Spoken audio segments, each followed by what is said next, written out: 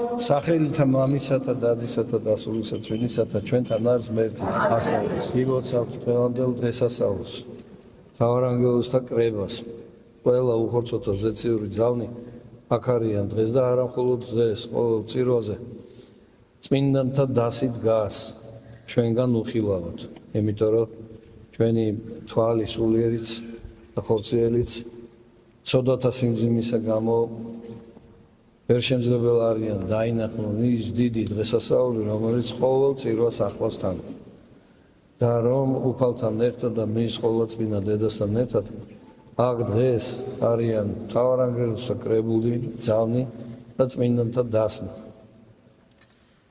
მოხარული ზეციური ეკლესიის მოზეიმე ეკლესიის წევრები და ჩვენ ამ მიწიერი მებრძოლი ეკლესიის წევრები აი ამ დიდ დღესასწაულს ვესწრებით ოღონდ ჩვენთა ცოდვათა გამო ამას ბოლომდე ვერ აღვიქოთ.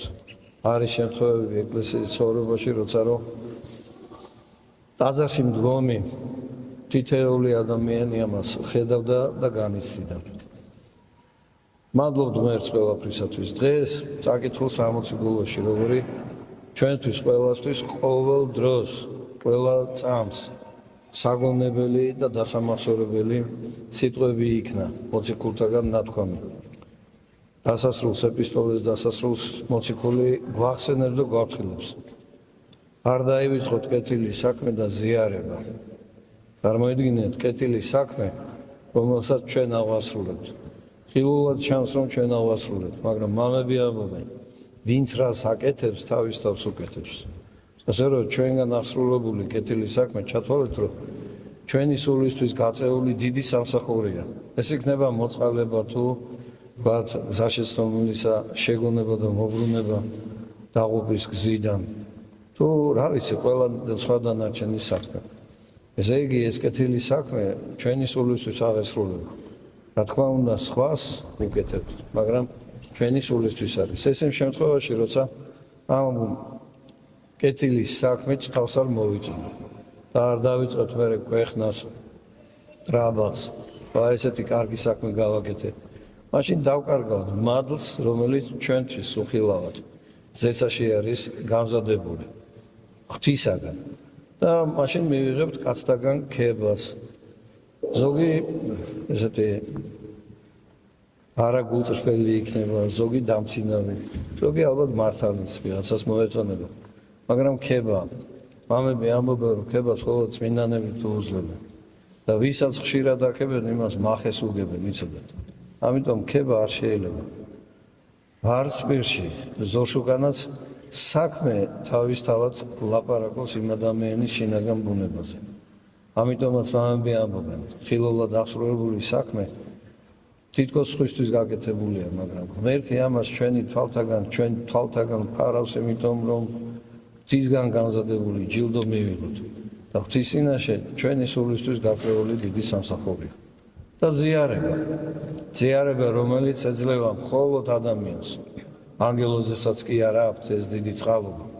მეზიარო მუხლის სისხლსა და ხორცს. და ეს არის მადლი ღვთისა და ვინც თავის თავს გამოიძიებს, გამოიკლებს და ყოველ სახურებაზე, კვირის სახურებაზე თუ დღესასწაულზე. ეს ზიარება, ეს არის დიდი მადლი, რომ ადამიანმა უფალთან ერთობისათვის სამომავლოდ დაუსრულებელი ერთობისათვის ნაბიჯი გადადგას. თუმცა ზიარების ოცოში წერია, მომეცი უფალო ზიარება საკურნელვა და არა დასაჟილება. უღირსად ზიარება, რა თქმა უნდა, დასაჟილია მიმცემისათვის და მიღებისათვისაც კი. ამიტომაც აღსარება არის აუცილებელი და აღსარებაში საკუთარი თავის გამოძიება არის ძალიან მნიშვნელოვანი. ვინც თავის თავს აღსარების საიდუმლოთი მკურნალობს, იგი თავდაბლობა შეიძენს და თავდაბალი ადამიანი მადლმოსილი გახდება, რადგან უფალს თავდაბალი უყვარს, ხოლო ამპარტავანს შემოსრავს და ამარცხებს. და სახარებიდან ვიცით, მეზორე და ფარისეველი სიგავი ბერჯელ მოგვისმენია და ვიცით, ნუ ვიქნებით როგორც ფარისეველი, ტაძარში დადის, ყველაცეს ასრულებს და იძახის, მადლობა ღმერთო, რომ იმ მეზორესავით არა ვარ.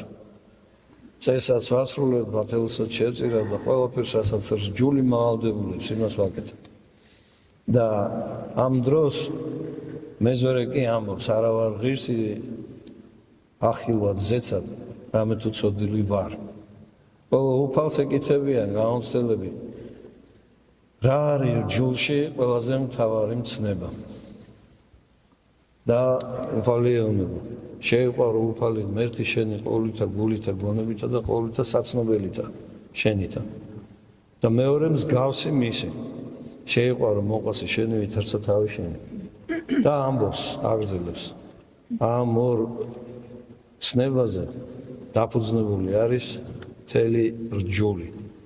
ვინ სიყვარულით აღასრულა ღვთისადმი მსახურება და ვინ სიყვარულით აღასრულა მოყვასისადმი მსახურება, მან რჯული აღასრულა.